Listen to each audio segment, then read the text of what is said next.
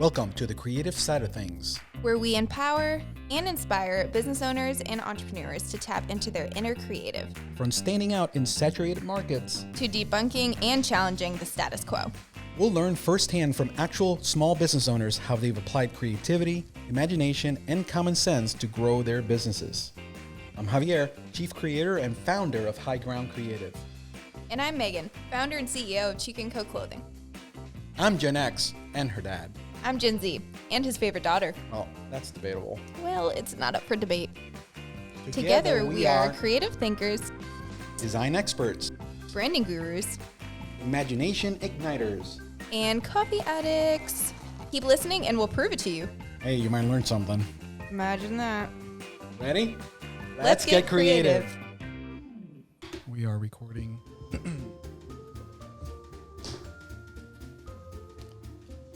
Okay, we are back. I feel. Hi, Megan. I feel like we haven't been that loyal, but we're gonna talk about loyalty. So interestingly enough, we've been having guests quite a bit recently, and we're back at it. Megan and I together. Welcome to the creative side of things, where we empower and inspire not just entrepreneurs and business owners, but people, anybody, because everybody's creative. Everybody to really find their inner creative, because everyone's creative. Everyone's creative, for sure. And, you know, we do focus on the entrepreneurial space and the people with side hustles. There's a lot of people who want to do that, who are doing it.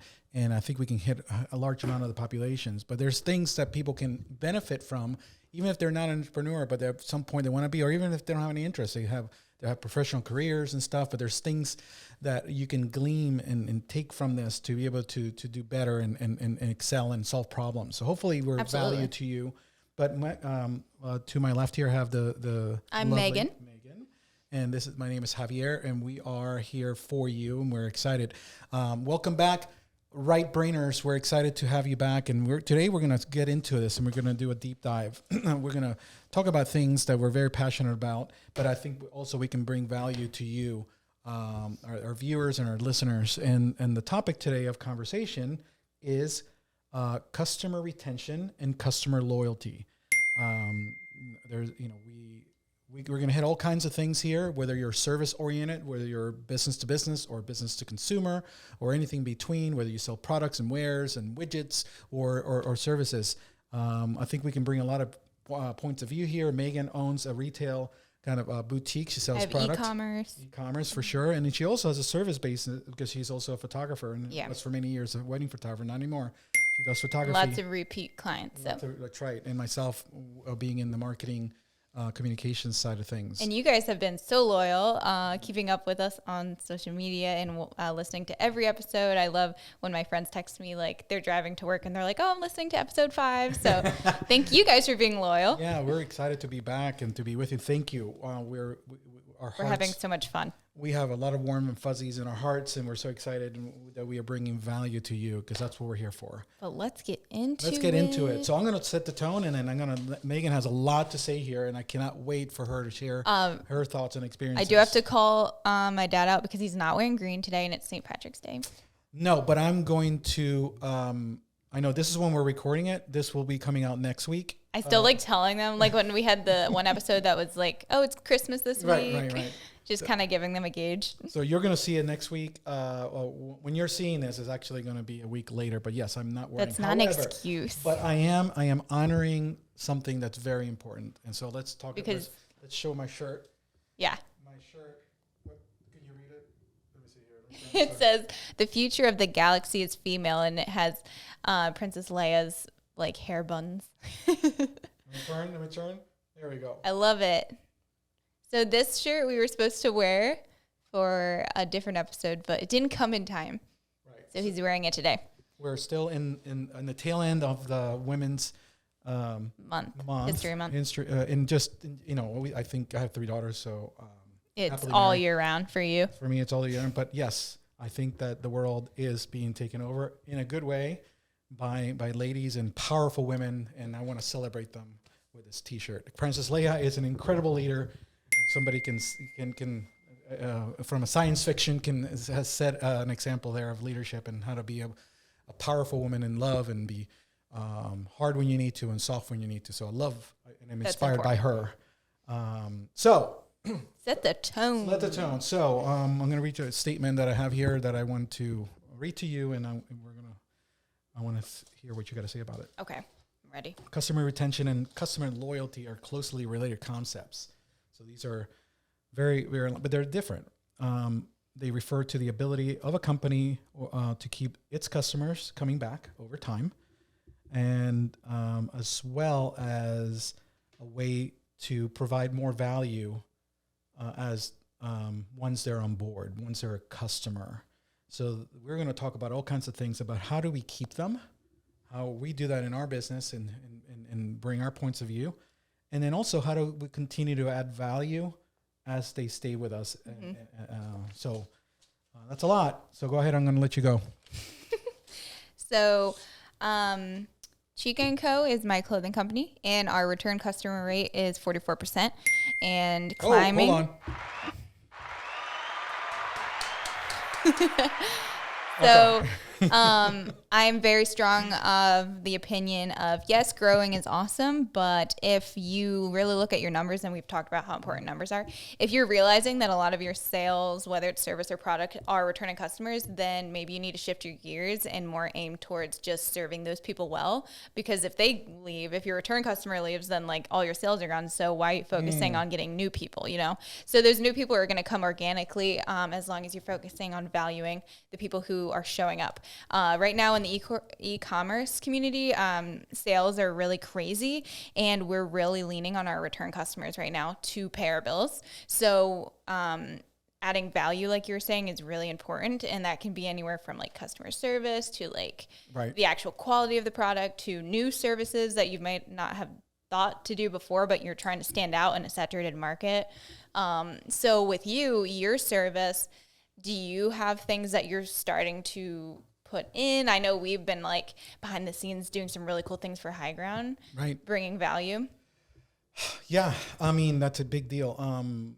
One of the things I always talk about, and you and I have talked about in a previous episode, was community connection and collaboration. I think it was our first one, right? First topic one. Yeah. Two of those, collaboration is something that's different, but it's part of a team, but community and connection. I believe very strongly in connecting with my clients, people that have been working with me. I get close to my clients. We immerse ourselves with them. We become an extension of their company. And the byproduct is we just get to know each other. You know, I don't mean we go to dinner every Friday night for my clients, but there's clients that have actually become really good friends of mine. Absolutely. But we have a good rapport and a good relationship and a good trust and loyalty and respect. And that's how in a service oriented world, we grow. We continue to bring in new clients, but we make sure we take care of the current ones, and they feel heard, and they also feel value. You said value several times, and yes, you're a person that I've seen and witnessed how much you value your tribe, your community, your customers. You don't see them as transactional. You build relationships. They know you, and that keeps them coming back. And yeah, you still deliver. You have to deliver the product. You have to deliver. It has to be good. Right. It has to be good, and it is. But on top of that, the value you add is you, and the fact that you build a community. And loyalty can be built in bad situations as well. How you handle when you mess up. If I've delivered a product that I didn't realize, like in the manufacturing situation, like got damaged, but I didn't notice, and I shipped it to a customer. So loyalty can come from mistakes and how I handle that situation and fix it instead of being upset with the customer for calling me out. Right. Because you put yourself on the other side, you draw a line, and you're on that side instead of empathizing. Respond, don't react. React privately. Used to say I should be a lawyer because I'm very defensive, and it's just because I'm passionate about what I offer. So I get like offended if I mess up, even though it's my fault. So sometimes, like learning the e-commerce, the past 6 years, I've had to really like check myself and step back and, okay, how can I fix this? And then respond, because if I respond immediately, I might sound a little bitter, and I don't mean to be. I just get so there's a lesson there, and offended. I'm like, what's wrong with my clothes? how dare you? Come on. But I'm like, no, I get it. I'm sorry. So, and they want to be heard. And by having that conversation, they feel heard and they feel value and everything else. So we talked about, you talked about offering good products. So that's something obviously you have to deliver. For us, we don't have widgets we sell. We actually, you have digital products? We have digital products that have to be good. Yeah, absolutely. So, delivering on that and all the time is important because that's reflects on us, but also we're doing it for them. We're not building a portfolio in my company. We're actually helping our clients grow. When they grow, we grow. But that's for us here with the podcast, our product has to deliver. We're hoping that what you're listening has value to you, that you can apply it in that. So we're always talking about how can we be better? How can we make it better? How can we add more value to our listeners and to our people So watching? Ask your customers. That's a big one. So getting feedback from your customers or potential customers is a great way to build that loyalty and value. Reviews, whether they're good or bad, get good or bad, using them to positively affect your business, if that made any sense. But if you get a bad review, see why that happened, reach out to the customer, make it right. If you get a good review, really utilize that. I feel like reviews can really sell something more than me. Like if a customer is sharing a shirt they bought, then I think it's going to sell better than if they're just taking my word for it. Right. They're like, oh, this person actually did buy it and likes it, so I'm going to buy it. And you see that, for example, on Amazon, you look down on the reviews and the I stars, always look at reviews. but it says qualified or like approved purchase. Sometimes people might put a review and they didn't buy it, but when you see somebody actually purchase a product and they have credibility in their review. And in the restaurant community, reviews are really huge. Now that's just another conversation, but I'll bring it in there and we can just touch on it a little bit. A lot of, on the flip side, customers and people have weaponized reviews and used it as a way to get what they want to. And that's something that maybe we can talk about in another thing. True. But it's really frustrating but at the same time, sometimes right is right and wrong is wrong, but we have to see which fight we're going to, which hill we're going to die on. So if somebody unfairly kind of does a review, and that doesn't happen to us yet, hopefully, knock on wood, but I have clients who that's happened and it's not justified, but that's the perception is they did wrong. I saw on TikTok this restaurant got a bad review, but it was completely unfair. So they took the review and put it on all of their merchandise. And they just screenshotted it and then put it on all of the employees' shirts, and it got them so much positive feedback. So I thought that was really funny. Here's one thing I'm gonna actually, because it was like a Karen comment. Okay, but I'm gonna brag on you. Okay. Because have at it. We've been in business for a little over 2 years. We have several dozen clients, and we've had overall close to 40. So, but what we do is, we handle marketing communications for our clients. So it's heavy stuff like ongoing retainers and things like that. You have a lot of customers. You have a lot of people who purchase one thing or several things. I seen this happen where somebody comes in and makes a negative comment, and before you can react, your community has come in and defended you. Or the spam accounts that pretend to be me. Right. But the thing is, even from a comment standpoint, I don't even have to worry about it. You don't have to worry about it. That's the sign of an incredible thing. Now, on a review, when it comes to Google or something like that, that has a lot of more weight to it from a perspective of negative. If somebody puts it in there because it hurts your, it really does. Your the perception. And even the Facebook page stars really bring you down. It does. And so you do want to take care of those things. And one of the things I say from a public relations standpoint, you don't have an argument with somebody on the newsfeed. You take it offline. You make your case. You present the truth. And if you have done wrong, rectify it. But like you said, you take care of it. But take care of that. When I've seen that, and I've counseled clients in this, where don't answer right away. Reach out to them directly. Try to fix it. Try to make right on it. And then what happens is, many times, part of the negotiation, once that's taken care of, is can you please go back to the review and change it? You don't have to give us a 5, but you can change it from a 1 to something else. And as far as value, I feel like a lot of people need to hear this. Take a step forward more than the bare minimum of fixing something. So I have a very small example. Someone bought a straw topper.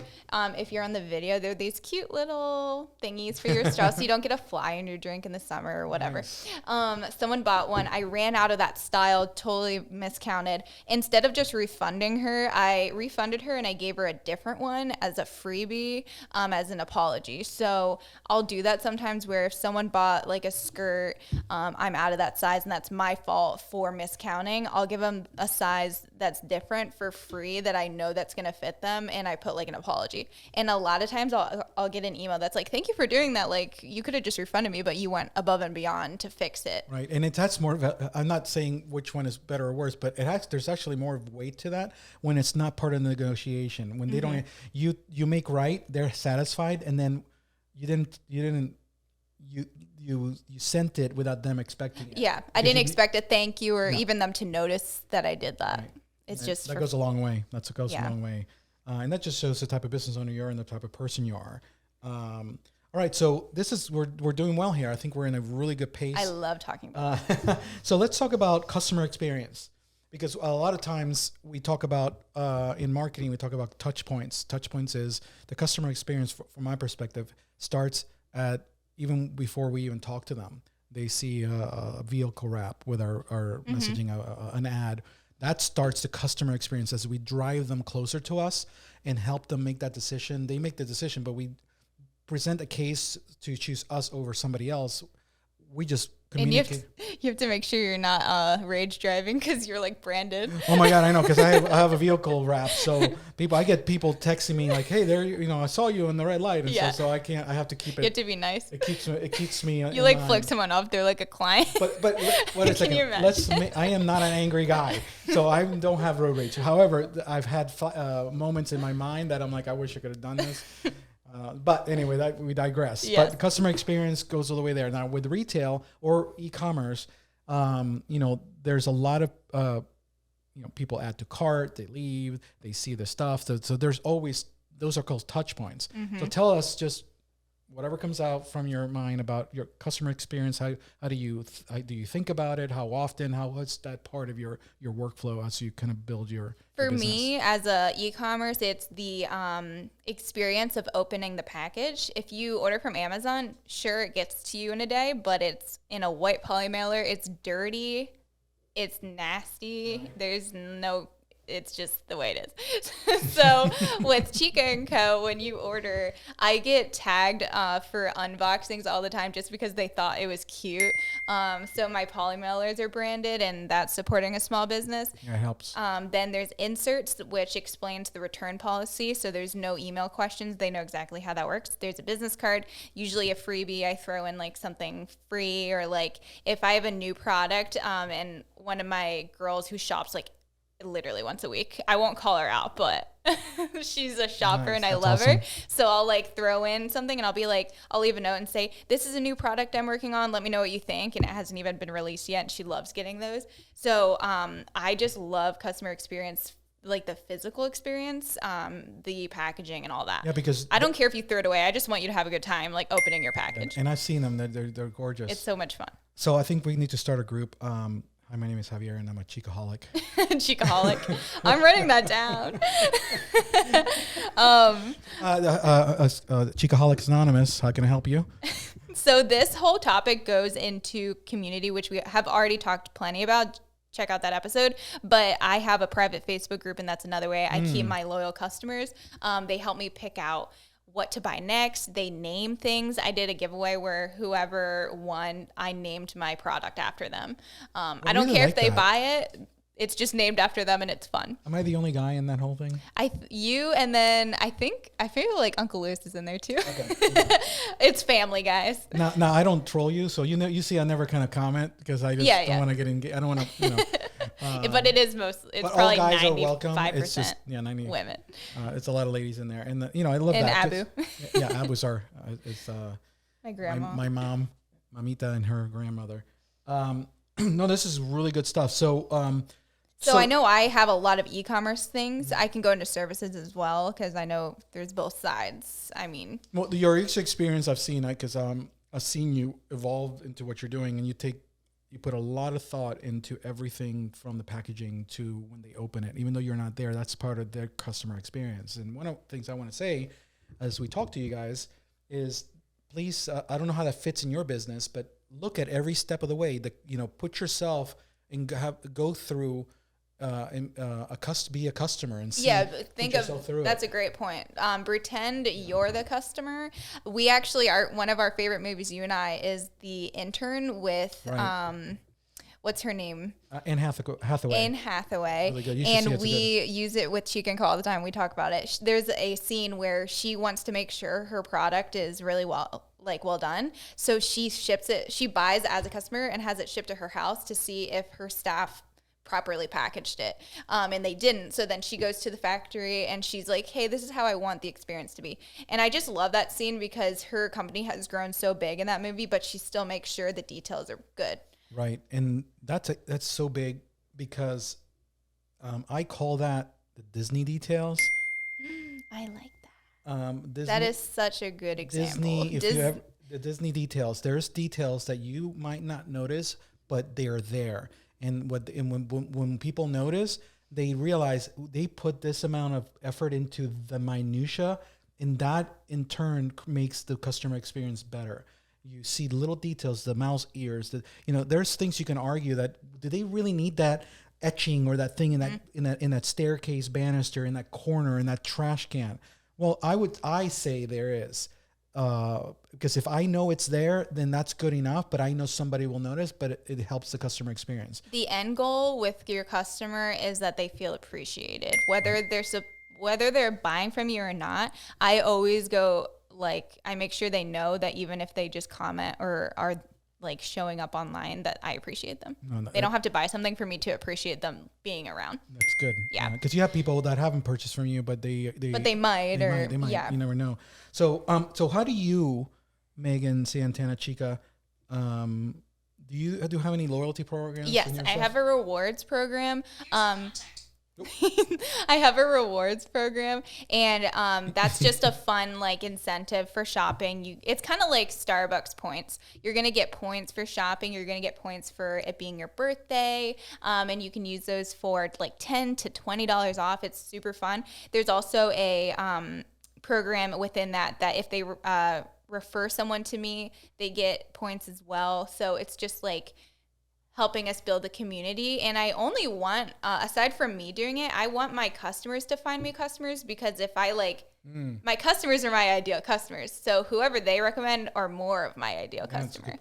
So that's why quality is so important, because yes, having more shoppers would be awesome, but if they weren't truly my ideal client, I don't really want them. I want them to appreciate Chica and Co. It's interesting. No, and I love that because, I can hear it in your voice how much you really care about that, and it's important. What you're doing is you're building this loyalty and you're a raving fan, and that they're going to just tell the world about you in the good way. Here's one example that I just realized that I thought about of how not to do it, and everybody's seen this because at some point they've been affected by this company or know somebody. Comcast. Comcast spends more money and time into acquisition. Remember, we talked about today is retention and loyalty, not acquisition. Acquisition is getting new customers, which obviously you have to build your business. We give you discounts, all kinds of stuff. I've been a customer loyal for years, and we don't get any type of breaks. Actually, they actually raise their rates when somebody who's never been a customer. So they have to call and threaten them to leave, that you're going to leave, so you can go to Dish Network or whatever these something else. So for them to you have to negotiate and go through this whole voicemail. You have to try and be heard. Yeah, exactly. And they don't. And at the end of the day, it's more of a threat, and that's when they value. Netflix is also what not to do. They just randomly decided you can't share your password with anyone, and that's killing them. Right, it is. We're okay, we're gonna go to Peacock then. Exactly. Buy Netflix. Netflix doesn't care about anyone anymore. No, because they're trying. Yeah, exactly. And this is the. They're problem. not adapting. They're and that's what happened with Blockbuster. And the thing is, they came in. And people are seeing they're the big king now. They're the Blockbuster of that time, and exactly. Hopefully they'll switch gears and actually realize that they're not the only People are like, in this economy, you're going to say, I can't share my password. Not everyone can afford Netflix every month. Exactly. So who knows what the verdict's going to be there, but the market will always dictate this. But if you go back to you, Mr. Mrs. Business Owner, you have control. You can only control the controls. You can control how you react to things and how you treat your clients. The way you treat your customers, Meghan, is very inspiring, because it's a model of how you should do that. I do that with my clients. I value, we build relationships. I had a situation this morning, and we're not going to name who they are, who there was a misunderstanding in regards to something that we had given them, and then there was an email interchange, and the email interchange, something was misunderstood. Instead of continuing that conversation over email, I called this morning this customer. They didn't answer. I left them a 3-minute voicemail, owning it and but also not leaving it there, saying this, I'll call you back so we can. Mm-hmm. About an hour later, he calls me, and we have the conversation. Within 20 minutes, there was no issue. We're actually in a better place. He appreciated me reaching out to them and taking care of it immediately. There were some things that were misunderstood by them, and then some things that we did that I owned and took responsibility for. And now our relationship and bond and trust is built here, and now we're better than we were. The customer isn't always right, but you set the tone for how you handle it. Either way. Correct. Okay, so let me. I can, while you do that, I'm going to share a few quick ways you can keep that loyalty and bless your customers. For me, coupons. I feel like you can do that for both service and product. Doing coupons, freebies, the loyalty program, giveaways. One of my favorite ways to do a giveaway is a free cup of coffee on Chica & Co. So believe it or not, it's really simple. You just screenshot your barcode on Starbucks app or Dunkin' Donuts app, and then you post it online, and people can scan it at the drive-thru. It's a really fun way to give back, and you end up getting sales from it because people will take a picture with their coffee, tag you, and then their followers who might not know who you are hey, you got a free cup of coffee from a business? Who's this business? And then they're oh, she sells cute stuff. Let me buy. And it's a positive chain reaction. I like that. And it's you don't expect anything. You're just doing this because you love them and you want to reward them. I'm going to do something this summer. Now that I'm going to let the cat out of the bag, we're going to do something at the office. I know most of our clients are within driving distance. We do have, and we'll continue to grow, clients that are in other states. I'm going to find ways to kind of do stuff for them. But locally, what we're going to be doing, we have a big warehouse here at Hagler & Creative, where we, industrial space. It's 1,500 square feet, 30 by 50 by 18, really nice, big, huge garage door. We're going to have burgers and coffee this summer. And people ask me, why the heck do you want to combine this? Why not? Because I like beef and I like coffee. They can have other things with it, but coffee is kind of the whole thing that we thrive on. We do. Instead of breaking bread, we break beans. But what we're going to do is we're going to get a barbecue. We're going to open up the thing in a nice warm day, and probably a few times a month we're going to open it up and have our clients come out and have a meal with us. And we're hoping to do that with you guys. Yes. Meet up with you guys would be awesome too. Yeah, we want to start doing some meetups in the future. Do something events as we continue to grow our audience, that we can actually meet you face to face. So this is something we're always talking about. Okay, so let's keep moving here. Gosh, this is good stuff. Yeah. I always got something to talk about. You talked earlier about feedback. Anytime you can do that, ask. We have blind spots, so it's good to know. How do you keep customers? They want to be heard, so ask them. And then don't argue. Let them tell you what they think, and then take that the right way and make adjustments as necessary.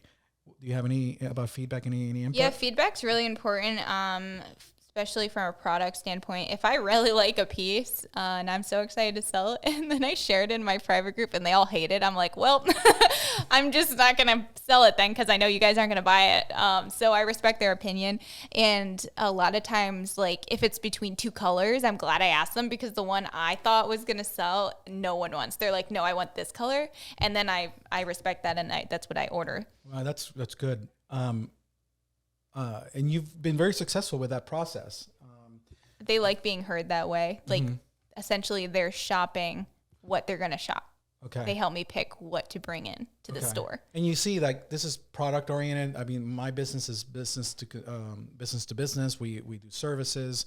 So, you know, hopefully you glean, so you take some things off from this that can help you. For myself, I think the biggest way that I keep customers and loyalty with my clients is to build trust. And the way to build trust is to over communicate. We always, I preach this. It's part of our culture. We're accessible and we're responsive, and we're not perfect, but we own it when we mess up, and we learn from that. This situation that I mentioned earlier about my client exposed what happened. There was validity for them being frustrated.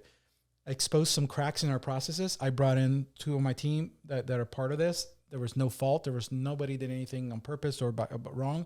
And we talked about it, and we identified what part of the process is a fault, and then we make adjustments, and then we learn, and that's how we grow. Yeah. And so we continue to adapt. Chica & Co. used to not be as size inclusive as we are now, and that was a learning curve. It wasn't necessarily a decision that I didn't want to be size inclusive. A few years ago, it was really hard to find that in the wholesale community. Now I'm finding new connections that allow us to offer extra small to 3XL.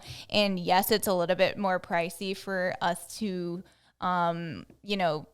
invest. However, I feel so happy about it because my girls are just like, oh my God, you have a swimsuit in 2X. Thank you. And I'm like, got you. Don't worry about it. I love that. Or if they're like, they feel, oh my gosh, Target doesn't even have extra small and I can't help that I'm a 00.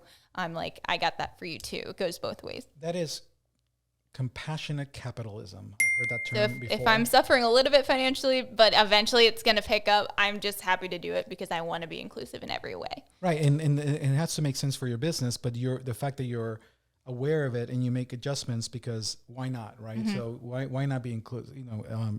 There's people that want to be niche, and if they want to be niche, that's fine. But I like the fact that you cater to any type of lady, regardless of their size and their age.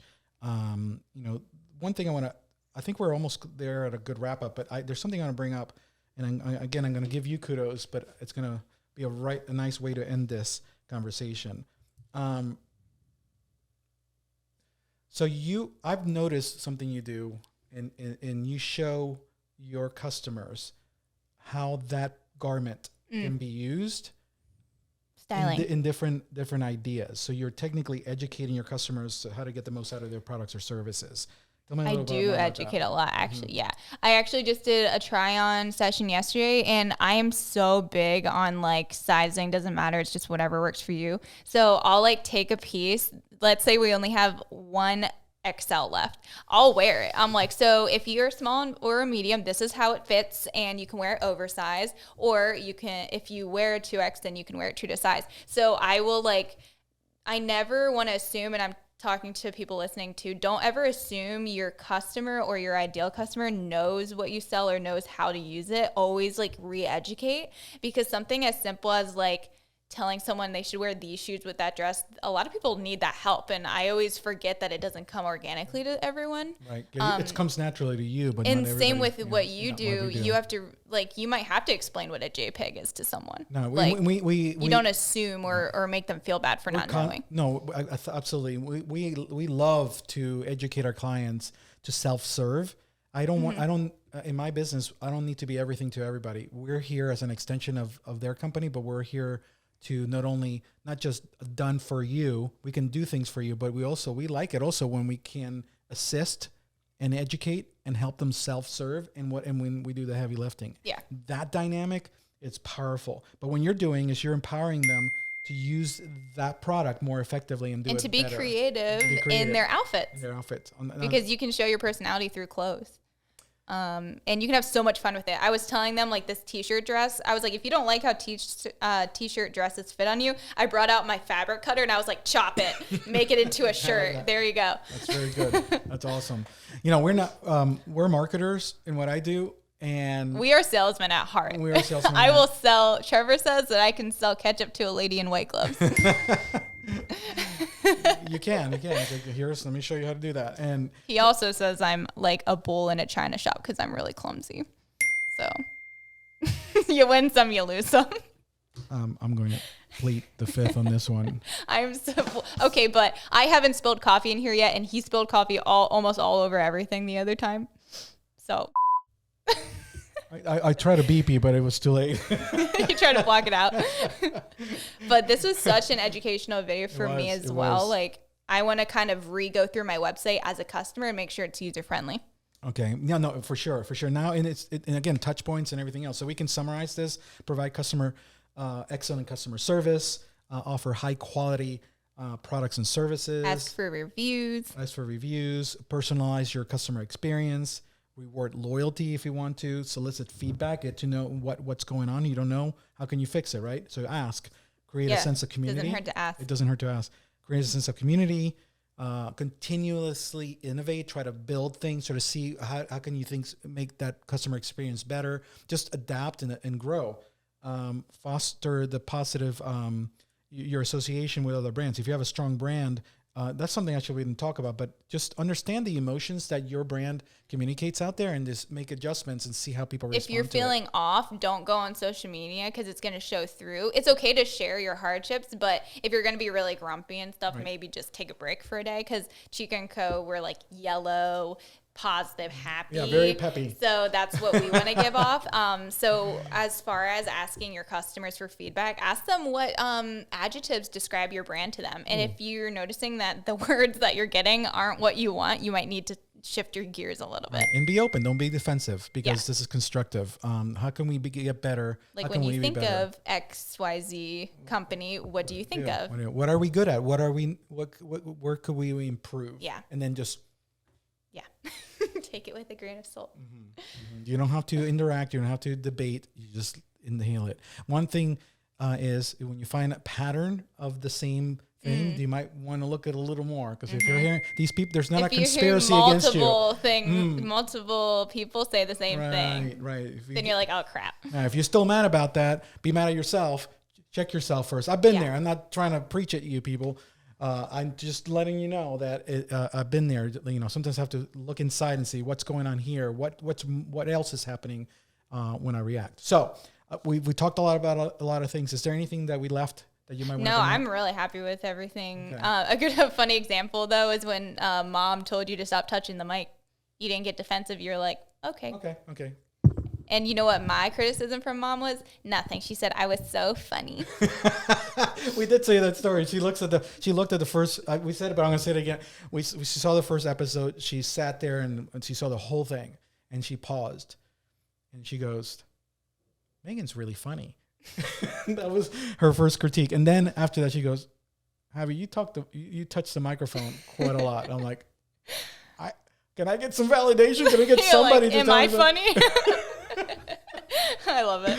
And she goes, "Of course you are." I'm like, "Yeah, I believe you now." So, but if you guys have any critiques for us so far, please let's we'll discuss. try and take it nicely. But we love you guys. Thank you so much for listening. Thank you. You can follow us on lots of places: Instagram, Facebook, The Creative Side of Things, and you can listen to us on Amazon, Spotify, and I always say Shopify, so that's why I started. Spotify, Google, Amazon, and Apple Podcasts, and I said Amazon. So and on YouTube. So, if you can listen or you can watch. I would encourage you to watch. Sometimes he puts really funny edits in there. And if you've noticed, Megan's been taking over the Instagram reels, and I put Kermit the Frog over my dad. It was really funny. I love it. I thought those were fantastic. So thank you for taking those. I just had to throw some memes in there. Editing the full episode, it takes quite a bit of time. I appreciate you. Yeah. So aside from that, let's send them out. Go ahead and let's get creative. Go create something.